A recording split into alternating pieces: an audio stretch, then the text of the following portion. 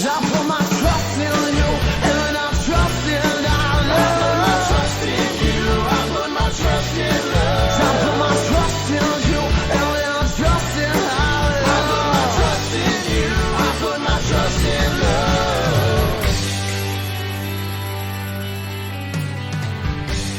Hello, friends. My name is Dave Miller.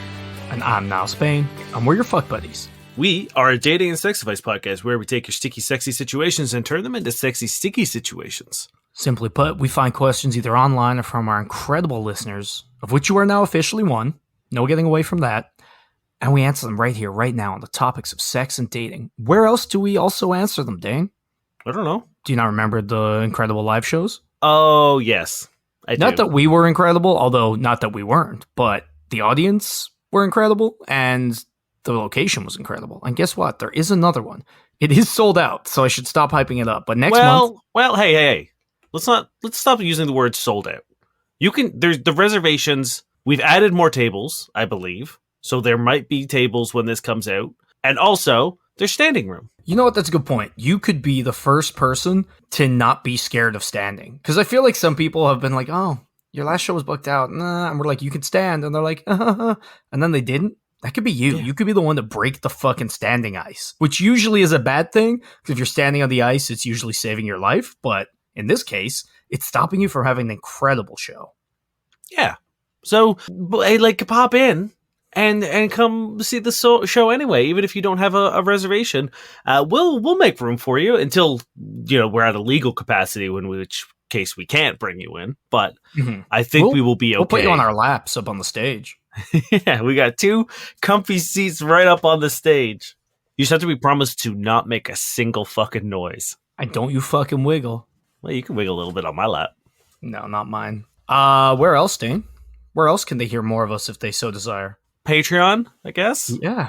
Is that what you're talking about? I was about to say fuckbuddies.com/Patreon, but it is the opposite. It's patreon.com/Patreon. Yeah. We get an extra episode every month and the whole back catalog of them. And you know what? It's time for questions. It is time for questions. Oh, we also have a TikTok. Go join us. I'm making deranged videos, but they're getting better. Niall is unhinged and he's deep in it. He's deep in the paint, kids. He's going all in. I actually learned how to edit videos for the first time today. So there you go. I was going to hit you off with the one that's on the furthest right of my tabs. This is Miserable War 258. Girlfriend, 26-year-old female of 2 years, will only see me, 26-year-old male, for dates or dinner, never to just spend time together. My girlfriend and I have been dating for 2 years and things are going reasonably well, except this one thing. She will not come to my house or let me go to her house to watch a movie or TV show. She won't let us just cuddle or hang out or anything. There has to be a date or dinner first. She's not so picky on what we do, but that part is important. She makes time for this once a week, usually on the weekends, and I usually plan all the activities. I feel like I'm not getting enough intimacy in the relationship because it's confined to narrow moments, usually once a week. What do you think I should do? When I brought this up, she says she's just old-fashioned, and that just hanging out isn't something she does. To add more information, she's not seeing anyone else, I'm sure of it. We have sex and sleep over after dates, and the dates don't have to be expensive or anything. They can be going for a hike. It just has to be something. Okay, I mean, that's annoying to me. Oh my God. I don't love that, but I can understand, if someone is in the mindset of being like, hey, I don't want the only time we hang out to be like a booty call, then sure, I guess. But you are also a member or a participant in this relationship. So if it's not something you want to do or you're feeling unsatisfied, that is just as valid as someone being like, hey, I don't want, the majority of our hangouts to be coming over, watching half a movie and then fucking. Like, sure, valid point. If that's not something you're into, that's fine. Cool, great. But if you're like, hey, sometimes maybe I do want to just like do something low key and not have to plan a big thing and just hang out with you. Yeah. And if that's not on the table, then I don't see why you are also required to do exactly what they want to do. Like a relationship is a give and take. And right now there is no give.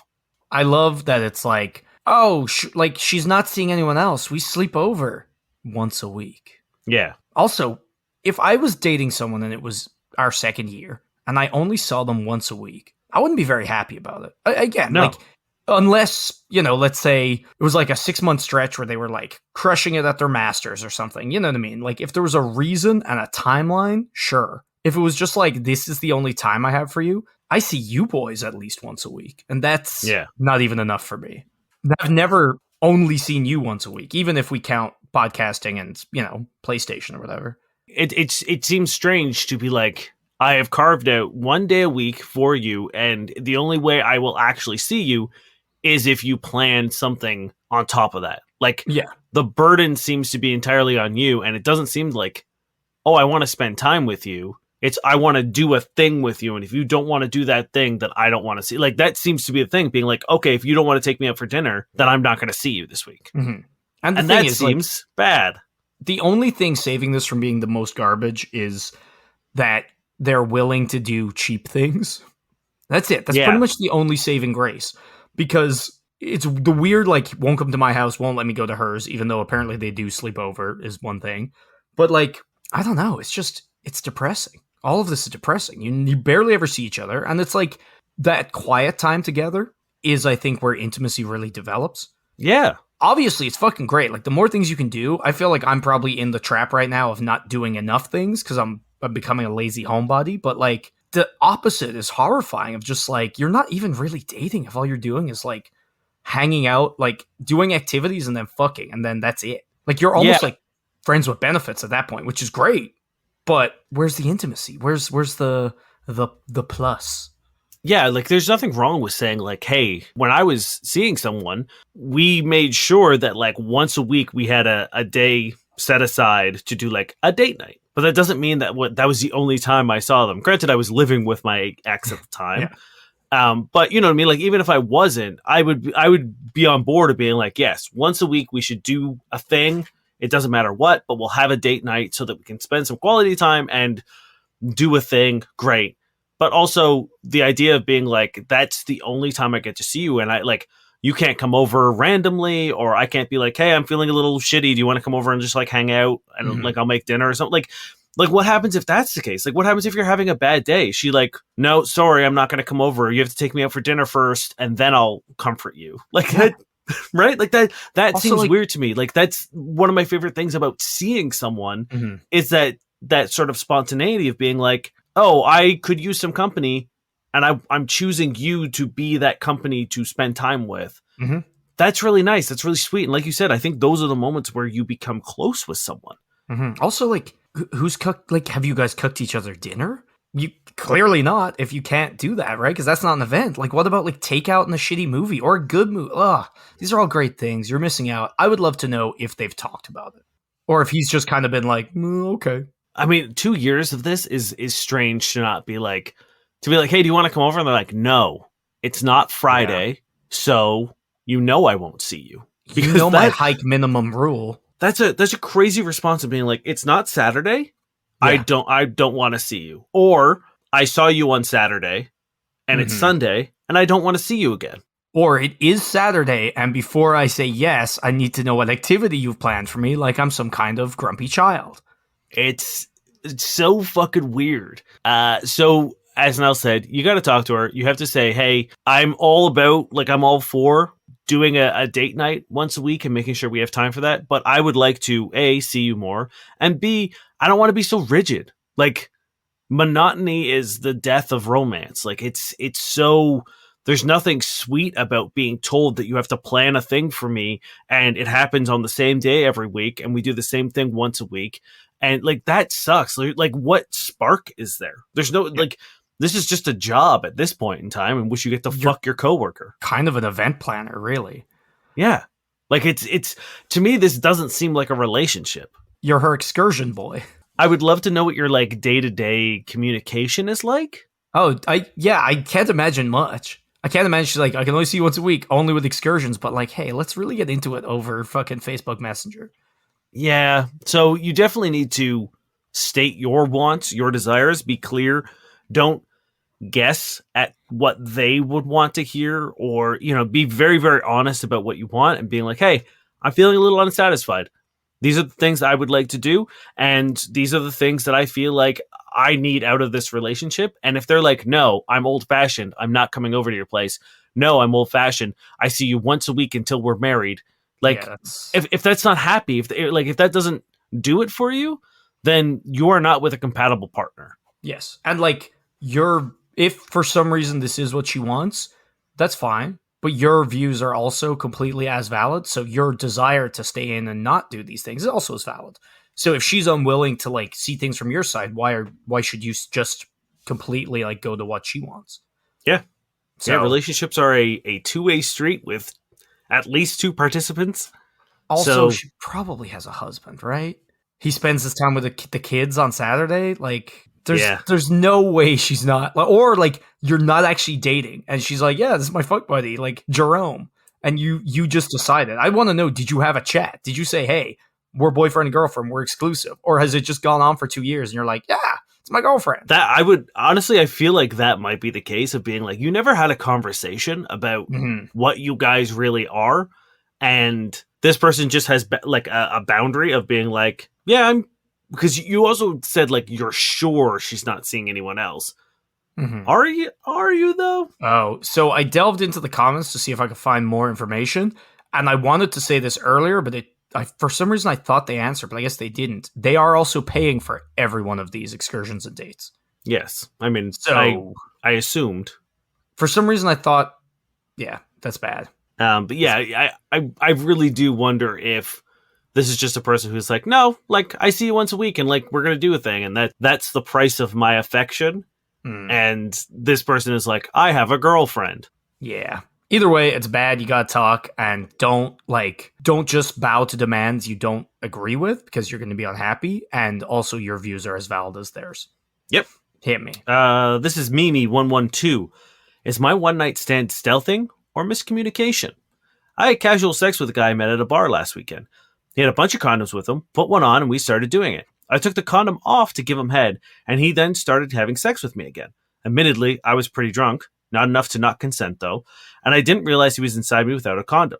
When he asked me where I wanted him to come, I told him inside the condom. When he told me he wasn't wearing one, I was shocked. After talking about it with him the next day, he said that when I took the condom off to give him head, he thought it meant I didn't want to use it anymore. He sent me proof of his bill of health and is extremely apologetic. Regardless, I feel violated and uncomfortable. I would also like to believe that it's not my fault that this happened. Any thoughts, or can anyone relate? Okay, few things. Obviously, if you are having sex with someone, it's one of those things you shouldn't assume. You should have a very, frank and honest discussion about protection and whether to use it or not. Taking off a condom, if you're going to do that, maybe make sure you put another one on. I don't know if you knew how many condoms he had. You seem to say he had a bunch, but like, if he did, like, surely, like, you still have to pause and put them on. I feel like there's a disconnect between you doing that and him putting it back in, where, like, there's a lot of time passing. I'm not going to victim blame or anything. I know you're saying you were drunk and not paying that much attention. Sure. But the thing is, I don't think he's doing it maliciously if when you said, oh, come in the condom, and he goes, oh, I'm not wearing one. I think someone who was doing it maliciously would be like, oh, yeah, sure, and then just do it, and then be like, oh, I thought you meant come inside you. You took the condom off. You know what I mean? I think he's being an idiot. I think you guys need to talk, but I don't think it was malicious. No, I don't necessarily think he's being an idiot. There's always a chance that someone has done something bad. But I think in this case, I do not blame him for following the steps of logic that he followed. By an idiot, I mean, like, from my first point of, like, you should have a frank discussion with someone, and if you haven't, then you shouldn't just... you shouldn't just fucking go for it. That's it. Like, I don't mean he's being an idiot in this situation, because if somebody took the condom off for me and then wanted to continue, again, for me, I don't love doing that without that frank discussion, but like, it's almost like implied, right? That's the thing. It's like, for me, if someone took a condom off, I would put one back on just by nature anyway. But I can 100% understand that if I put a condom on and then at some point in time you've taken it off, I assume that condom is now discarded. Like, I don't blame him for thinking like, oh, okay, condom is off, we're not using it anymore. I think you're absolutely correct in terms of, like, you don't make assumptions about that kind of stuff. I would check in before I would have sex again. I would be like, hey, do you want me to get another condom? But again, I'm assuming he was probably also a little drunk, and presumably you made the same mistake that he did, Yeah. Because you didn't say, hey, can you put another condom on? Mm-hmm. the same way that he said, hey, should I put another condom on? Yeah. So I don't love the fact that you're like, I would like to think it's not my fault. Yeah, I don't know why there's that like drive to be like, oh, nope, can't be me. It's like, you can be. Yeah, I think, I mean, the fact that he supplied you with a STD or an STI check after the fact and seems very apologetic, And to be fair, he clarified in the moment and was honest at a time when like passions are high, literally. Presumably he's close to coming. It's like, that's not the time for a frank, awkward, out of the moment discussion. He still had it. Yeah. So I think, one, I have a hard time believing this is a malicious thing because, as Niall said, if it was, he probably wouldn't be like, hey, where do you want me to come?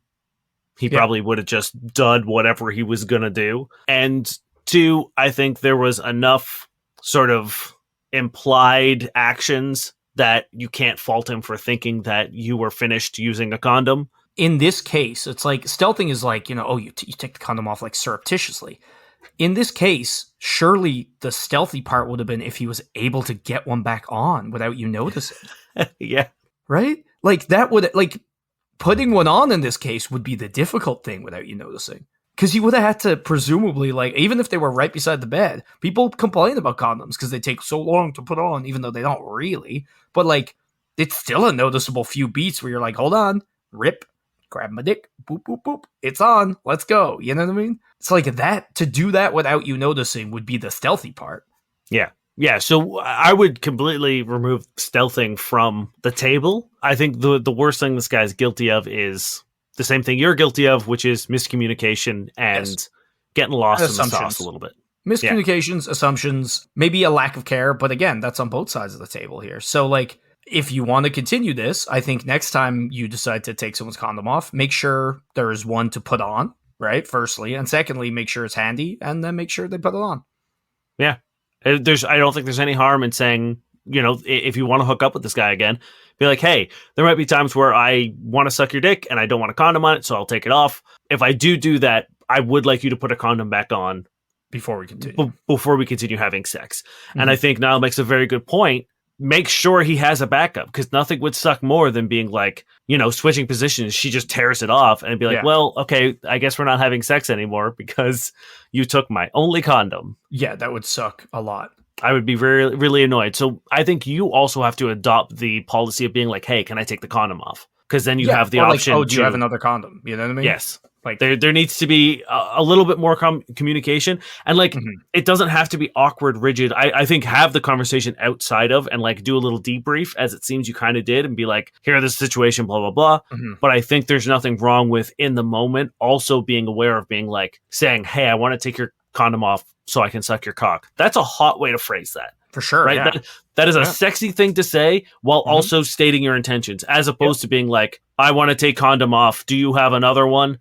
Yeah, because just like, I want to take your condom off to suck your dick, but then you'd be like, but when you fuck me after, do you have one? Yeah. Frame it that way. No one's going to give a fuck. But like people aren't thinking straight when they're fucking.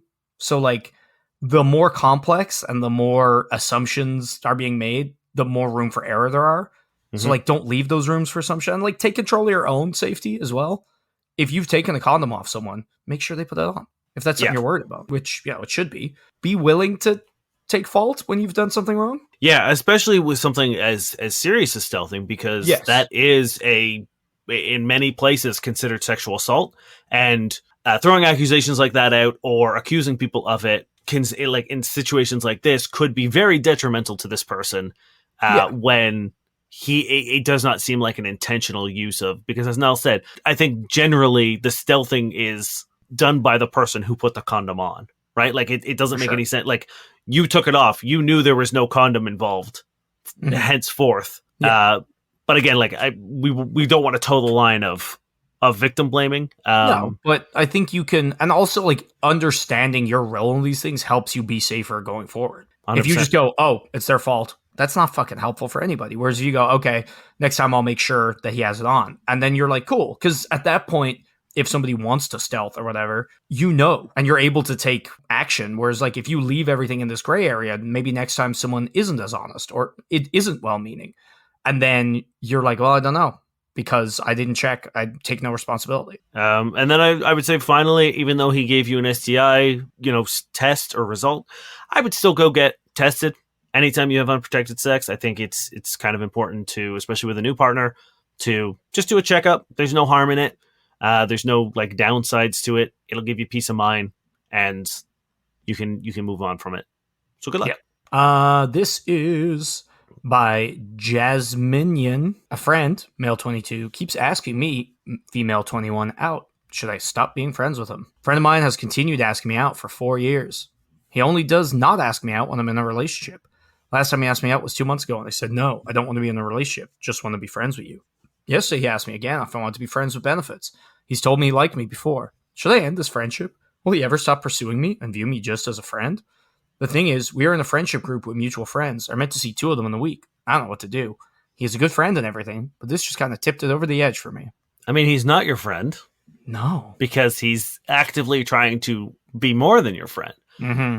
I don't ever want to say that, like, oh, if 2 friends, like, if you have an attraction to a friend, you're a bad friend, you're not their friend. By all means, shoot your shot. You can't help who you develop feelings for or attraction to. And it's very likely that if there's someone in your friend group that you spend a lot of time with and you get close with, that you might actually develop feelings for these people. That's fine. I'm not saying you're a bad person if that happens. But shoot your shot. And then if they say, hey, sorry, I'm not interested, I'd rather keep you as a friend, you then have to make the choice of being like, cool, I don't know if I can do that because now I view you in this way. Or absolutely, I respect your boundaries and I know you're not interested. Those are your options. And then in the second case, you get over it and are genuinely a good friend. And in the first case, you leave and find another friend, hopefully with different results, either in terms of romantic or platonic stuff. Now, I think a very key point is when you say shoot your shot, you're not saying shoot your shots or commence your 4-year barrage. Like, I love it. She's like, oh, will he ever stop? It's like, it's 4 years is a long fucking time for someone to not stop doing something. So I'm going to say no. Probably not. Probably not. Unless he was like, you know what? Hey guys, I need advice. And we said, you got to ask her out. Maybe it was our first episode. It's been about 4 years. Maybe we were like, you got to ask her out for 4 years. And he's just about to stop and you're about to lose this incredible friendship. No, like, this guy's not your fucking friend. You can't be like, oh, he's a good friend in so many ways. 1, because you know he has ulterior motives. 2, because a good friend would respect your boundaries. Yeah. Proven wrong on both counts there. Yeah, if I was like, hey, Niall, please don't punch me in the face every time you see me. But you're just joking when you say that, right? Every time you see me, you punch me in the face. I wouldn't be like, oh, but everything else, like he's my best friend. He does punch me in the face every day for 4 years. Will he ever stop? Will he ever stop? Like that, what's the difference? You know what I mean? Like, I don't want to get punched in the face. You don't want to date this dude, but he does it over and over and over again, despite the fact that you're like, hey, stop. Don't do it. So here's the thing. I really don't think this guy deserves a talking to, but I don't think there's any harm in saying, like, sitting him down and being like, hey, you've been doing this for 4 years. My views aren't going to change. I don't want to date you. And if that's a deal breaker for you, it sucks. I'm sorry, but you're going to have to move on. Or you accept the fact that I'm not going to date you and you never ask me again. Because if you do ask me again, I don't want to be your friend anymore. Because I don't think you are my friend. If you wanted to give them one last chance, I would say that and be like, look, hey, this has to stop. It's been 4 fucking years. I've told you X, Y, and Z. And it's like, there's no, oh, it's not the right time. It's not like, I like you as a friend. I do not like you as a romantic partner, and I shall not. And just be like, I appreciate your feelings, but this has to end one way or another. Can you do that? And if not, here's fair warning. We will not be friends after that moment. Yeah. And then stick to it. I don't know. I'm kind of on the fence about whether or not to, like, tell you to bring it up to your mutual friend group and be like, hey, so here's the situation. I think you have to. I think at this point, if they don't know, then they're probably not great friends either, unless you've been keeping it secret for some reason. But, like, I'm sure you have friends in there and just be like, guys, like, it's so awkward. Like, you know how this person, blah, blah, blah. Like, they asked me out again, and, like, I'm really sick of it. Obviously, I don't want to cause tension in the friend group, but I want you guys to know. Because, like, people like this, I don't think they're going to have your best interests at heart when it all goes to shit. Like, if you cut them off or you do say something harsh like, I will never like you. They're not going to be like, that's cool. I'm going to make sure all your friends really like you. That's kind of like where I'm coming from, of being like, it would be very easy for this person to turn around and be like, hey, so this person said all these horrible things to me, and people being like, yo, where did that come from? Because again, like, if you're not saying anything about this dude out of, trying not to embarrass him or whatever, Yeah.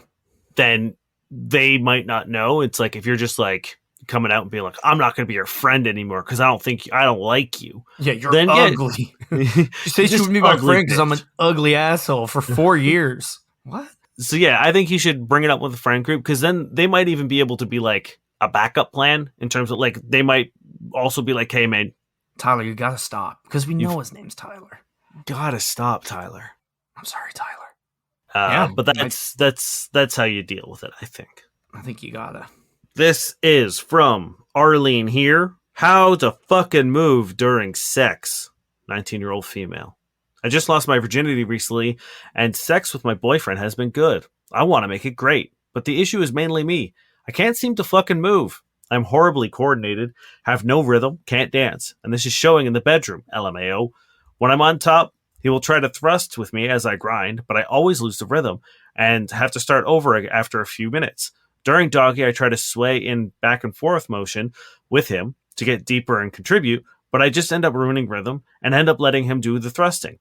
I don't have a big butt, so I can't really twerk or jiggle my booty, so I just have to move my whole body up and down, or front to back, depending on the position. Maybe I can learn, even though I have a flattish ass.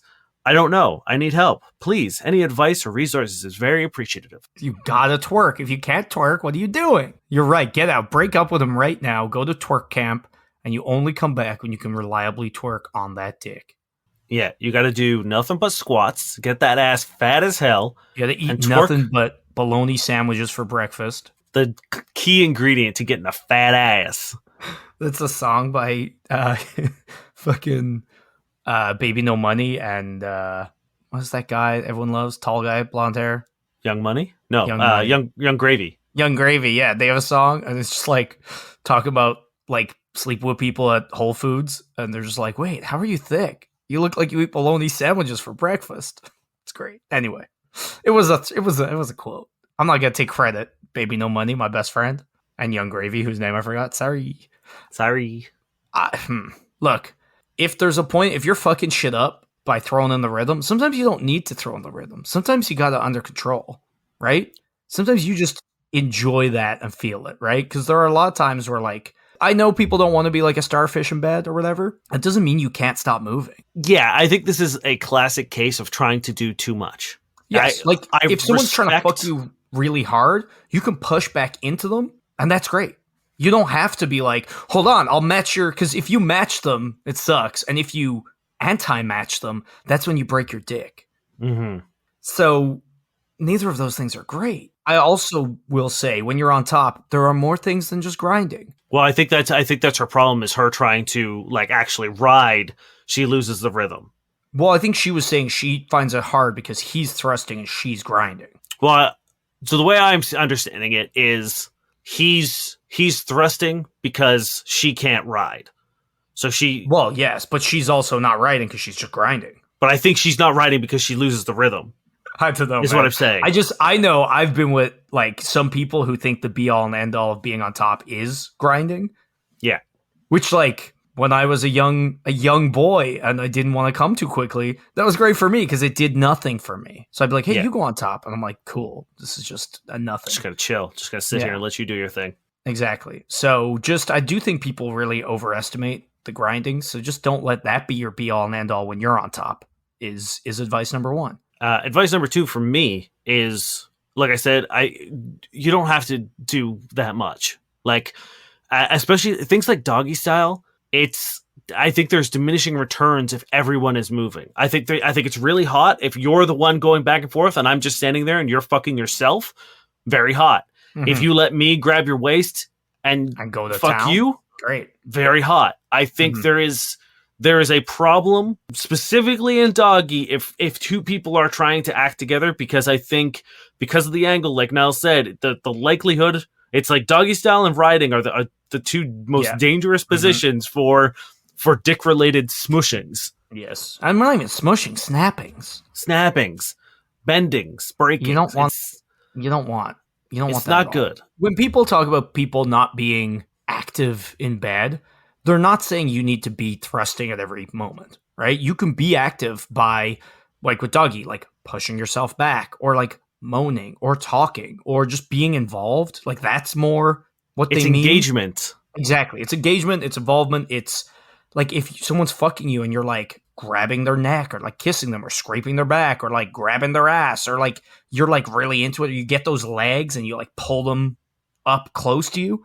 Those are all hot things, but you're not fucking with the rhythm. There's also nothing wrong with just lying back and enjoying it either, Yeah. right? Like that's also a very like engagement is the thing. If you're engaged in enjoying what I'm doing to thrust back or do anything, that's great. I want that. That's the whole reason I'm here is to fuck you to a point where you're having such a good time.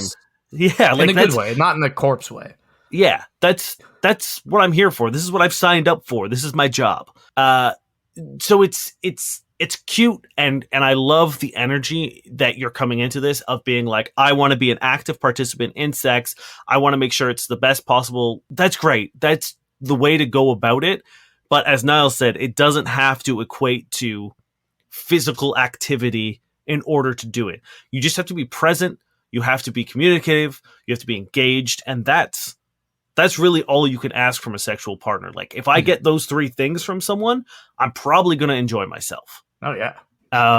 Now, if you do want to help yourself with this rhythm thing, put on music. Find something that has a very nope.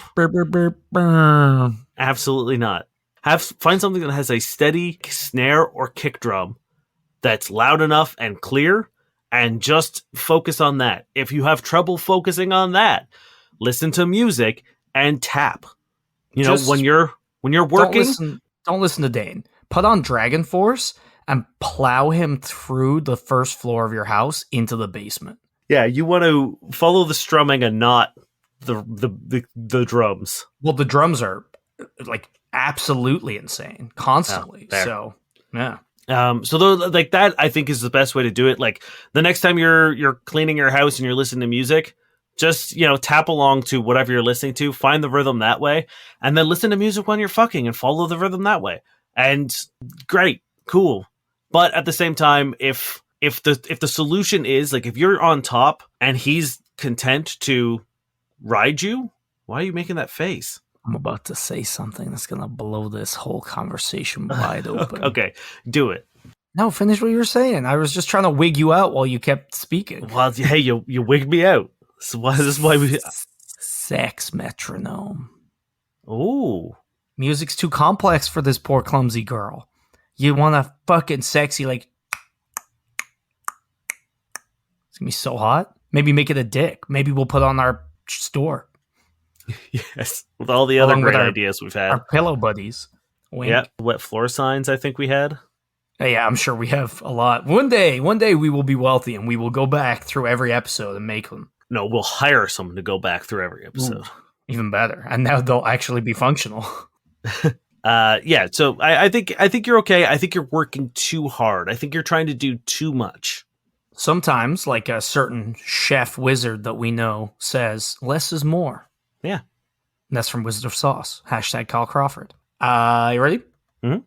My 23-year-old female partner, 23-year-old female, cut my bracelet off while I was sleeping. What? I don't know how to feel about this, so I need some input. I recently moved to a new country a few months ago and started dating my partner a few weeks ago. I have a cotton bracelet that is woven onto my wrist too tight to take off. The story of it is I have a matching one with my mom, who still lives in my original country. I don't necessarily have the best relationship with her, but family means a lot to me, so we put these on to feel connected, I guess. We had similar bracelets about 5 years ago, but I pulled mine off since I got kicked out of home, and I spent a year or two feeling completely alienated from my family. Things have since mended, and the relationship has been good for the last 2 to 3 years. Thing is, my partner didn't know any of this. Although things are relatively better in my family situation, I'm still sensitive about the whole topic. So when she asked about the bracelet, I just told her it's a matching one with someone that is really important to me and left it at that. I guess in hindsight, I should have been more honest about it being my mom, but I just wasn't ready to emotionally unload like that in such a new relationship. When I talked about it 2 times, and both times I said the same thing, it was something I shared with someone close to me and there was a way of feeling connected despite being in different countries. It's like 2 to 3 millimeters thick, like really tiny, made out of woven cotton. So hardly even registers when I wear it with my watch and a bracelet. But since it's made of such thin cotton, it took a really long time to weave. It took me about 7 hours to weave my mom's one, and then for about 11 hours for her to put mine on, since she didn't know the knot technique so well. Oh, the other night, my partner cut off the bracelet while I was sleeping. When I woke up, I didn't even notice because I always wear my watch, but a few hours later, I realized it was gone. When I asked my partner, she said, yeah, she cut it off because I should have no ties to anyone but her. I absolutely lost my shit, but at the same time, I guess I could see why she would think it's from a partner before her. I broke up with her pretty much immediately, but I guess my next question is this fair? I gave no context, but also it had only been a few weeks. Kind of devastated right now because it felt like my tie back to my family, and now it's gone. I'm considered weaving a new bracelet, but it wouldn't be the same because my mother spent hours weaving that onto me. I would have dumped her even faster. I don't know how fast you dumped this person, but I would have done it faster. I would have done it as she was doing it. My body would have woken me up. I would have sat up like the Undertaker in the fucking 90s. My eyes rolled back in my head, and I would have chokeslammed this woman right out of my life. Not physically. I wouldn't actually hurt anyone. Metaphorically. But metaphorically, I would chokeslam this relationship through a fucking steel cage like the Undertaker did to Mankind in the Hell in the Cell match. I would dump her so fast, I would go back in time, and I would be, was it Mankind's sock thing? Yep. And I would smother the relationship. Again, not her. This is metaphorical. With a dirty sock before she could cut it off, thus saving my bond with my mom. It's a fucked up thing to do. The rationale of this guy's too nice. The fact that he was like, it's what? It's two ladies. Oh, it's two ladies. She's too nice. You gave as much information as you were willing to say. Saying something like it was with someone that I have a strong connection with. For all they know, it was with a sibling who had passed away, or a best friend who you moved away from, like, or any your number of mom who you had a tumultuous relationship with that now it's been healed. Literally any number of things. And even what if it was your ex who, died in a car crash or something, right? Or what if it was your ex who's still your fucking friend? Like that doesn't excuse it, right? No, not at all. And to say that I'm the only person you should have a connection with is the most toxic point of view you should ever have in a relationship. If you've ever said this to another person, if you've ever looked at your partner and said, I'm the only one who should matter to you, break up with them right now. Do them a favor. Yeah. You have done a bad end your relationship and also get your ass to therapy. You know what especially sucks? This person moved country. It's hard to move country because you end up in a place where you have very few people, if at all, and you are kind of completely by yourself. So those ties mean so much more, and you also don't have anything in the way of physical ties. So it's like having to break up with someone and presumably leave the place you guys share. That sucks. It's so much harder for the person who's not from that country, who can't fall back on family and maybe friends, depending on how long they've been there. So you've done so much of a worse thing. It's terrible. And okay, let's flip it to the partner. It is, we talk about jealousy all the time. 100% fine to be jealous of a thing, especially when your partner is being vague. I can understand you looking at that and being like, you're not telling me for a reason, and that's making me even more jealous, and now I'm going to spiral. That's fine. That can happen. In the night, creep into your bed with a scissor. Like, what? Sorry, continue. So what you do then is say, hey, I'm really sorry, but the nature of this bracelet and how vague you are is kind of giving me anxious. I'm getting anxious about it. I'm a little jealous about it. And I would love to know the story about it. And try to open up your partner that way. Because the question asker was like, oh, I don't want to trauma dump this early. But if you open the door, if you say, hey, I'm willing to listen, I want to know the story, you can tell me, then you're building a stronger relationship. You're allowing your partner to be vulnerable, and you're giving them the opportunity to do it. Yeah. If they do say, you don't need to worry about it, it's nothing that you need to be concerned about. It's not an ex, it's just like a family thing. Then hopefully you're like, oh, okay, cool. And then, oh, wow, it's all been resolved through the power of communication, and you didn't have to do a weird, creepy scissor maneuver at night. Yeah. I will say, who sleeps with their watch on? That's weird. big weirdos. I don't even like having to watch on during the day. But yeah, this is really bad. This is terrible. I'm sorry this happened. I have a number of stuff. I mean, like I wear the bracelet that someone gave me at Comic-Con any chance I get. I don't really wear it at work because I'm terrified I'm going to like catch it on something and break it. But I also imagine have if somebody cut that off. They'd be a garbage person who gets chokeslammed out of the relationship again, not physically. I did get very mad at someone because someone pulled it the other day and it's on an elastic, but someone pulled it to, I guess, like look at it or whatever. And I was like, do not do this. I don't know how strong this bracelet is. And if it breaks, I'm going to be very upset. But I do also have a friendship bracelet, probably along the same style as this one, with one of my childhood best friends who we went through a lot together, like a very formative relationship in my life. Your best friend, and you had a formative relationship with them, and you still hang on to them? Yeah. Hold on. I'll be right back. This is why I don't wear it. This is why it's pinned safely in my house, because if Niall sees it, he will try to cut it off me. He's looking for scissors right now. You can't see it because I got a really small stapler. Will that do it? No, if anything, you're just going to put it on me even more securely. I got an old key. You could probably do some sawing techniques there. But yeah, I would be very, very upset if someone cut that off me and damaged it. I would be pissed. Yeah. No, it's fucked up. It's destruction of property. It's a callous disregard for emotions, privacy, dignity. Like, it's fucking shit. You're an embarrassing, jealous mess. And again, we've talked about being jealous. Fine, normal. How you deal with it, though, you could be a big, embarrassing mess. And this is one of those times where, like, you fucking suck and you should be ashamed. Yeah. Speaking of being ashamed, this is the end of our episode. It's time to be Niall. It's the time where we get on online dating platforms such as Tinder, Bumble, and Hinge and look through profiles that work, that don't work. We critique them, we rate them, we say what works, what doesn't work, in an effort to make your online dating experience a little more enjoyable. And I believe you got some for me, Dan. I got some. Let me just crank them open here. Just pop them right on open. Right now my phone is just frozen on a picture of my dirty washing machine. Okay, there we go. Why do you have pictures? I won't even ask. Be free. Don't worry about it. This is, it looks like Annie, a genuinely kind, down-to-earth girl who knows what she wants and looking to get to know a guy on a deeper level. If you're looking for someone who is intelligent, creative, funny, confident, and can have a good time, then look no further. If you're only looking for friends with benefits, then kindly go away. I don't love people describing themselves as things that are subjective to other people. You know? Yes. Like kind, funny, beautiful. Like, I love that you think those things about yourself, or that presumably they've been said about you. But like, you telling me you're into reading and hiking, even though they're very generic things, tells me more about you than you saying you're kind of beautiful or whatever. I agree with you. In this case, I don't hate it, but I would preface that with saying that, yes, I wish there was more about your interests, because right now all I have are adjectives that you think you are, which, as Niall said, could be skewed by any number of things. Yes, so for sure.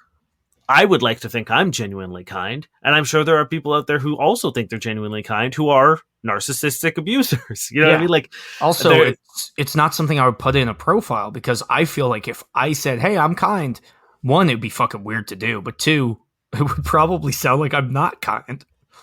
Yeah, so I don't hate them, because, like, sure, but if you had lists of things, or at least give me a little bit more of, like, what you do, you know, like, I think there are ways to, but like, yeah, it's like what you do with your life, like how you spend your time. Because I think that, like, if you want to say you're kind, like, if you know, maybe you volunteer somewhere, or maybe you foster dogs, like, to me, that is like, oh, you're kind, as opposed to, you know, you're showing me and not telling me. But even then, I think that's like, important. A lot of these things aren't quantifiable in that way. So it's like, they're just going to figure it out when they meet you. So it's like, if they think you're an interesting, cool person, that should be enough. Yeah. Let your kindness speak for itself. I'm going to give it a 5, because I don't think it's bad, but I do think you have room to improve. I'll give it a 6, because I think it's just on the good side of bland. Yeah. This is D blank, and he says, smarter than you, fitter than you, wittier than you. you need to step it up. These are my favorite profiles because you're actively being like, I'm interested in you, but you're bad. Mm-hmm. Right? Because like, you wouldn't say that to someone you're not interested in. No, but it's also just like, well, actually, I wouldn't say that to someone I was interested in, but I'm sure this person, it's not the case. I'll send it to you. It's like, he doesn't, like, I'm not going to judge anybody by their fitness or whatever, but like, when you say that, I expect to look up and see, like, I don't know, Chris Hemsworth off his newest movie, not like the most bland looking dude. Yeah. You Yeah. know? Which, whatever, like, fitness isn't all about muscles, but also when you come out the gate swinging like this and being aggressive and weird, it's like, I immediately want to find fault with you. And it's like, no one in their right mind is going to be like, hey, this guy seems like a good catch. He's super aggressive. He's very arrogant. Love it. Yeah, this thing is like, I promise you that there are women on Tinder who are fitter than this dude. Oh my God, yeah. And I will also guarantee you that there are people who are smarter and wittier. Well, judging by his profile, the wit remains to be seen. This is, again, Vanessa, I think. You got hit me with a rating. Oh, yeah. I'm going to give this a 0. No, I'll give it a 1 because it's not racist. I'll give it a 1. This is Vanessa. Are you a 45-degree angle? Because you're a cutie. Wink. 5 facts about me. Probably the most boring person you'll ever meet. I will never love you more than I love food. Taller than your mom.